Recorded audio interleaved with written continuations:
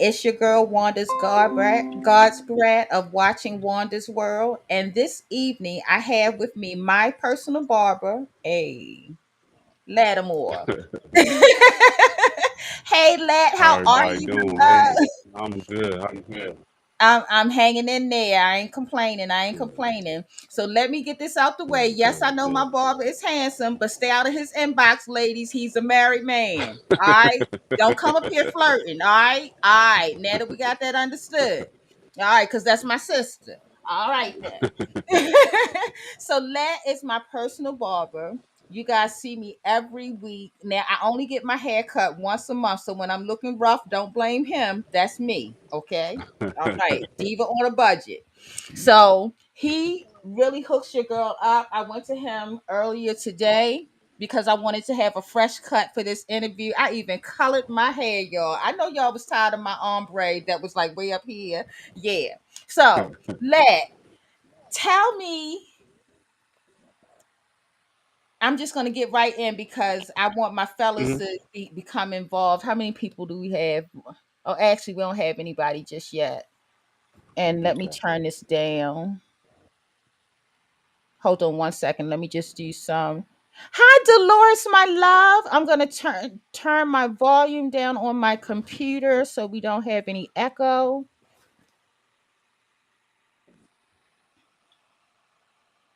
And wait for a couple seconds. Mhm. There we go. Okay. So tell me how you became interested in becoming a barber. Um, I actually was 14 years old. I kind of remember like it was yesterday. I had two of my homeboys. I was over one of my homeboys' house, and he had a pair of clippers. That's when we was in the hot top phase and all kind of crazy stuff. And at that time, parts were in. It was in like parts was really in then, like parts and designs, like how it is now. So my homeboy, he asked me, he's like, man, he said ain't no mirror in here, and I can't really see how to put this part in. He said, here, take these clippers and just put these two lines in my head real quick. So I'm not cutting no hair. He's like, oh man, it's easy. Just grab the clippers and just put them in. So it's like to me, um, everyone has a God-given talent, and it's up to you to recognize when he presented to you. And to me, when my homeboy, like I said, put the clippers in my hand and I cut them on, I just felt this sensation go through my whole body. Like, this is what you're going to do. This is what you're going to do. This is what you are here for. And I took the clippers and I put the lines in his head. He said, because I used to draw too. So I went to Oh, my middle school. The middle school that I was going to, I was in a lot of art contests and I won a lot of art contests, but I didn't take it serious. So for me, it's like I played around too much. Very good artist, but and I was supposed to got accepted into the School of the Arts, but I messed that up playing around in school. But anyway, back to what we were saying about how I became a barber. Yeah, like I said, I put the clippers in my hand for the first time. I said I felt this sensation go through my whole body when I touched him, and I put the parts in his head just like he wanted me to. And it was like ever since then, I just gravitated to, the clippers, cutting hair, being a barber. So I actually started cutting my own hair after that. Like started messing around like with the clippers. Um, I had a couple people gave me clippers, and I just started fooling around with them, and I started cutting my hair, and everybody started asking me at school like, "Oh man, who cut your hair? Who cut your hair?" And I was like, "I did." They like, "For real? Can you do mine?" And it just went on from there. It just went on from there. It's quite a crazy story how I okay, actually that's what's became a up. barber. How I actually became a barber besides cutting hair on the street. Because I cut hair on the street for 2 years, and I went in as an apprentice um, Mhm. at a barber shop, a major barber shop, at the age of 16. So, and I've been cutting from 16 all the way till now. So, and shoot, I'll Okay, be so hitting now, 50 after a and I while. have to explain two things. I want to acknowledge our guests. Chatty, hello. Hi, Denise. Was it somebody else? We have a couple of guests on so far. How are y'all? Thank you for joining us today. We have my personal barber, Lat, and we're discussing his procession into becoming the wonderful barber that he is to me. Now, have you?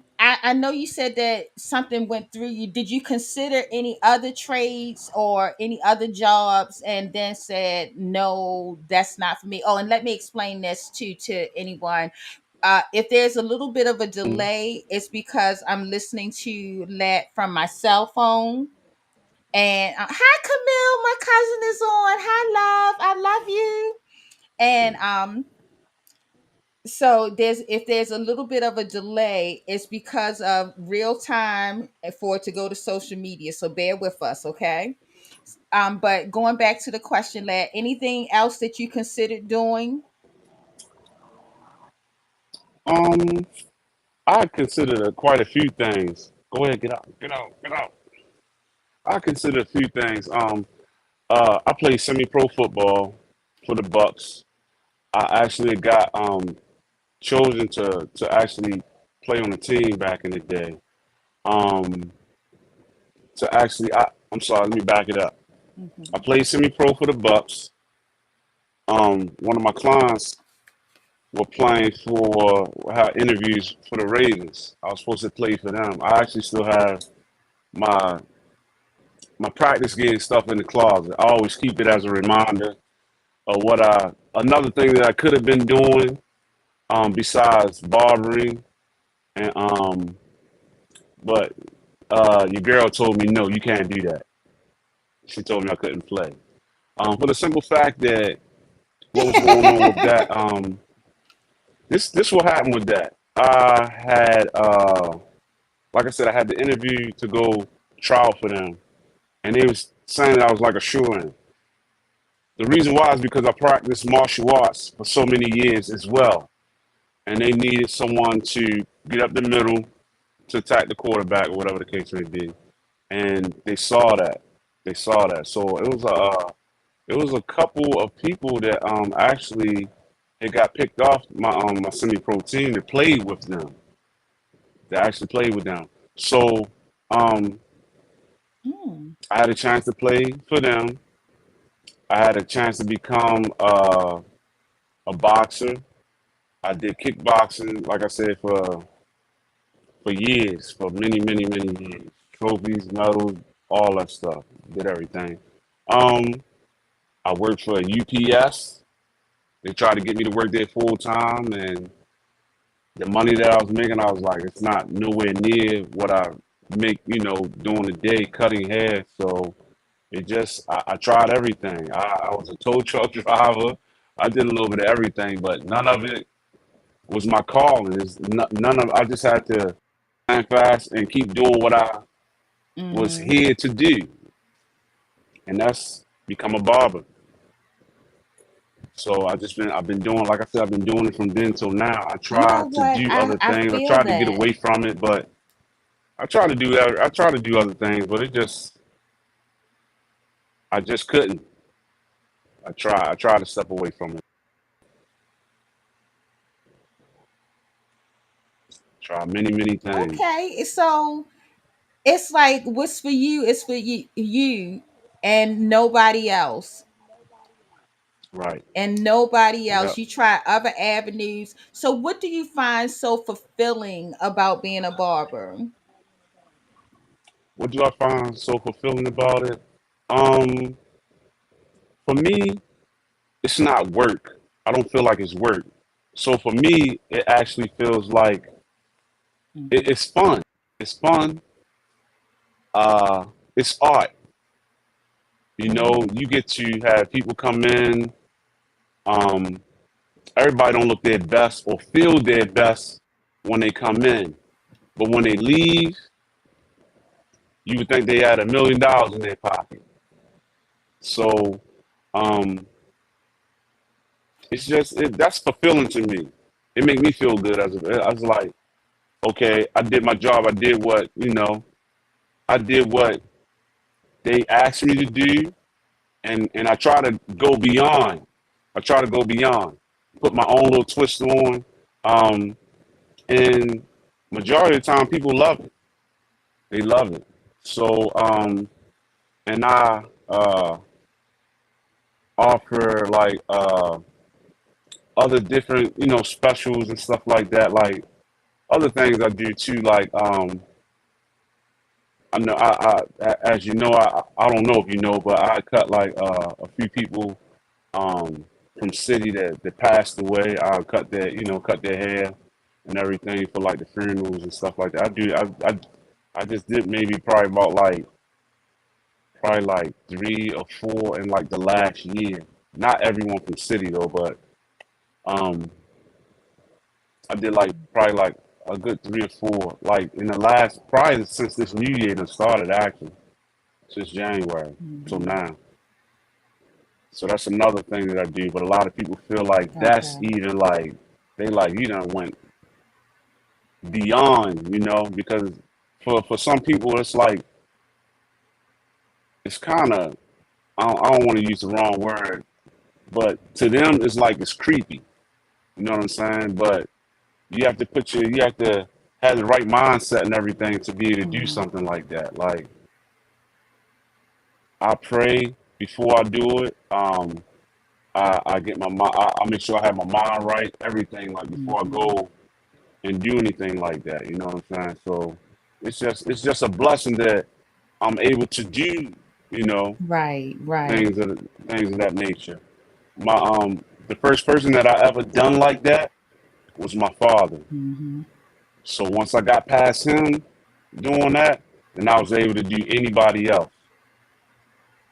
And I done a number of people. I had people ask me now. They like, Hmm. look, man, and it's kind of crazy that they ask me that, but I understand though. They don't want nobody else cutting their head, so they ask me like, "Hey man, you know, when everything happens, is Right. it possible you can cut my head for me?" And I'm like, sure, it's no problem. I don't have no problem with it. But it seems so surreal that they asking you that like now while they're here, and then you know. So eventually I do get Hmm. to them, but Wow. yeah, yeah. That's a I've been doing blessing the that people want you to the be a barbering part thing of is their final appearance, you know? yeah. And and I understand what you're saying about just the fact of when you're doing something you love, when you're doing something that is your calling that comes naturally to you, i.e. my makeup, Mm, it doesn't hmm feel like work. It And doesn't. that's It one of the doesn't. reasons why I do what I do with my makeup, because it doesn't feel like Hmm I'm pushing myself. This is something I've been doing for a long time that I've been interested in, Right. that just came naturally to me. So let me put my glasses on now. Are you a master barber? And if so, tell us what that means to be a master barber.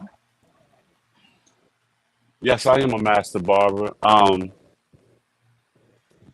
Like I said, at the age of 16, I was introduced to the business, actually introduced to the professional part of barbering. So I went in as an apprentice underneath a master barber, and that's how you get in. So I didn't go to school for it. Like I said, it was already a God given talent. Um, we just critiqued a couple things that I needed to, know how to do and figure out, and we went on from there. So I had to put in 2,250 hours to get my journeyman license, and my wife actually helped me with my journeyman license. Mhm. So she showed me how to study for the test and everything, and I did the practical part. of the test, and I did the theory, and that part got me through. So I stayed up days and nights, like late nights, doing that. So once I got to that part, I actually wanted to become a master barber so I could teach and train other people that wanted to get into the business. And so for me, um, with doing that, like I Mm-hmm. said, um, I had other chances to do anything else that I wanted to do. But with me, I'm all about whatever I do, I want to be the very, very best at whatever I do. So people, when they see that, they want that. Like I was, Mm-hmm. I don't mean to go back to it though, but when I was working for UPS, I was loading trucks. I was loading 3 trucks up at a time. And they asked me, can you drive a stick? And I showed them I could drive a stick. They said, you can pack the Mm-hmm. trucks and you can drive a stick. Man, you should be a driver. And I was like, I can't do that because this is not my main job. I always saw myself further. You know, I have goals and aspirations. I see myself going way further than that. Besides just being a for UPS. No offense to Right. anyone, you know, but that just wasn't for me. I saw myself playing professional football, but she was trying to get me to see what if you get Mm-hmm. hurt? What if you know, something happened to you or whatever the case may be? And uh, it could be a life injury that Mm-hmm. I'd be, you know, still going through or whatever. Because I did used to wake up in pain when I played, you know, semi-pro. Every day that I would get up, I would drag, you know, when I get up in the morning, I was like Mm-hmm. Frankenstein going to the bathroom. But it was crazy. But like I said, I just wanted to be the best. I want to be at the top of my game when it comes to whatever I did. So with the barbering, I feel like I'm at the top of my game. And when I get actually, I guess, old enough where I feel like I don't want to cut in the barbershop, what I'll do then is I'll try to teach at a school or become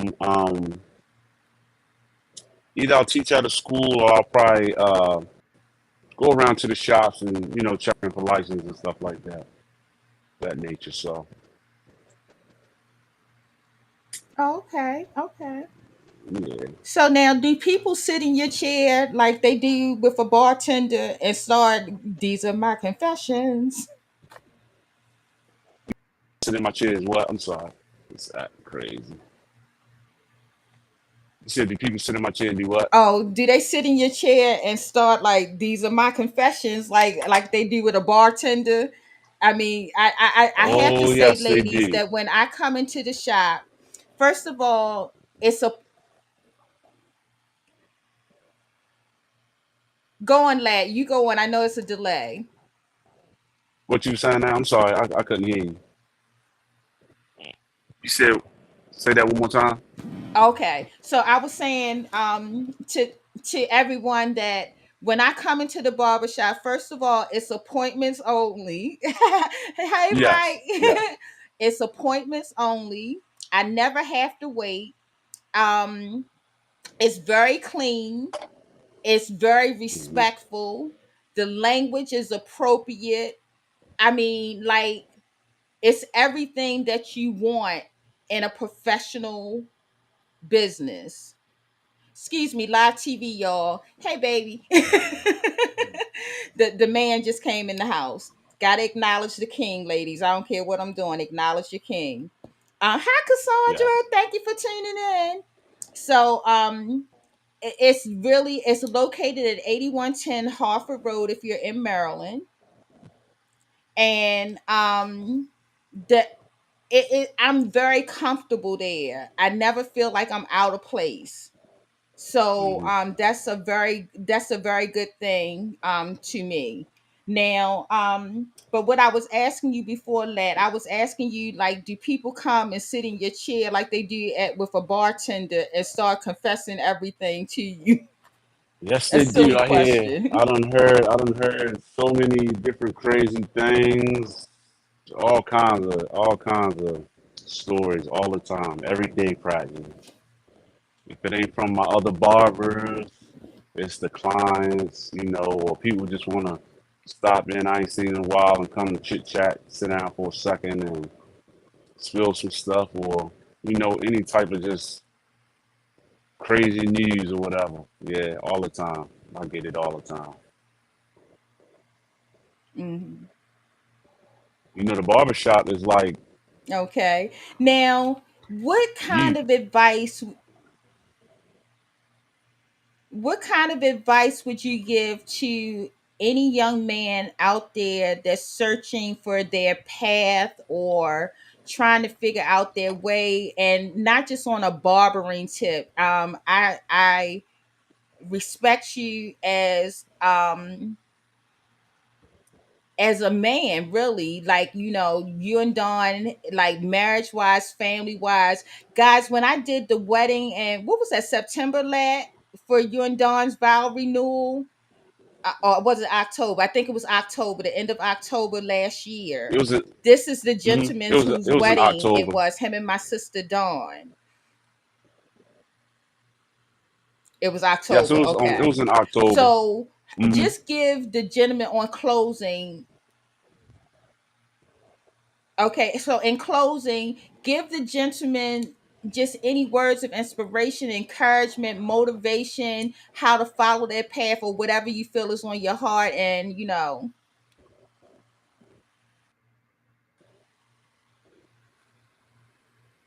A little funny. Um, you said I was trying to hear everything you said. It was going in and out a little bit, but I think I heard you saying young men being inspired to barber, getting into barbering. Did I hear it right? Okay. My thing is barbering or just inspiration in life, period. oh, period. Uh, my thing is find what you want to do. We all have a talent. You have to tap into your talent. You got to know what your talent is when it's presented to you. You have to know what it is, and you need to take advantage of it. Um, the thing is to be good at what you do, be consistent, and be humble. Don't let it go to your head. Um, definitely don't let it go to your head. Be very good at what you do, and always whoever you pray to, because I don't know what everyone's religion is. Whoever you pray to, I pray to God, His Son Jesus Christ. I pray to them. You know, uh, you can't talk to the Father before you talk to the Son. So you got to talk to the Son to get to the Father. So I pray to them every day. Her and I, we pray together before you know to start out our day. So they said family that pray together, stay together. So I pray every day, and you just got to stay prayed up. Like I said, whoever you pray to, be consistent, be humble, and you'll see it through. You'll see it through, and just stay at it. Don't let nobody discourage you or talk down on you. None of that. Just all the negativity. Just stay away from it. If they're not there to help you, to help build you up, stay away from those type of people. Because no one, you're gonna always have haters. But the haters push you. They push you. They push you to become what you want and what you need to be in life. That's my whole thing. That's how I really really got inspired. So you got to be pushed. That's 100, lad. That is 100 grand right there. Now, Hmm. let me see, what time is it? Oh my goodness, we did pretty good. I ain't gonna keep you away from your family. I know you said that you were hungry. Thank you, Dolores. Thank you, Nicole. We're getting some compliments, lad. You were really good. Tell Don again, I said thank you for letting me borrow you. I got to do my little commercial. If you like my little Okay, I look appreciate tonight, it. I did a little neutral look tonight. This came from Planet Makeup by Yolando, the Church Girl palette. I do use my product. So this is what she looks like, a very nude, natural, everyday look. You can get a little feisty with it, but not too over the top. For lippies, I used, what's this, Maxi and chocolate. So this is the matte lippy, and this is a lip gloss. So you can use my code at planandmakeup.yolando.com. My code is Wanda, Wanda. Also, your girl now has stars. Kudos. Thank you, thank you, thank you, thank you, thank you. Congratulations. Feel free to Congratulations. send stars. Any stars that you send will thank you, lad. Any stars that you send will go towards me being able to buy equipment for my podcast or continue purchasing makeup so that I can continue showing you the latest and the greatest and keep doing my thing. And I want to thank my guest tonight, Lattimore, for his time, for his professionalism, for always keeping your girl looking good. You're very Um, welcome. Thank and you for I really patronizing us. appreciate you and the environment. The it's Thompson's Family Barbershop at 8110 Harford Road. Any closing words, lad? All I can say is congratulations to you, first of all, with your podcast. Thank you for having me on, and God bless you.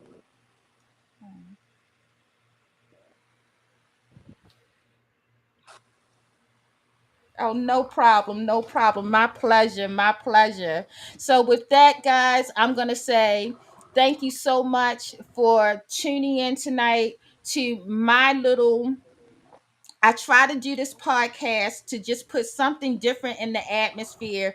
You know, we go online a lot of times and we see a lot of negativity. We see a lot of rest in peace. We see just a lot of things that drag our energy in a negative way. I try to empower, uplift, encourage, motivate, inspire. So I hope that Hmm. that's what I bring you with this podcast.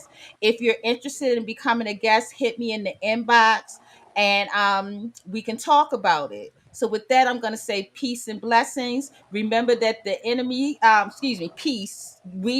The enemy separates, we unify. I love you, and there's absolutely nothing you can do about it.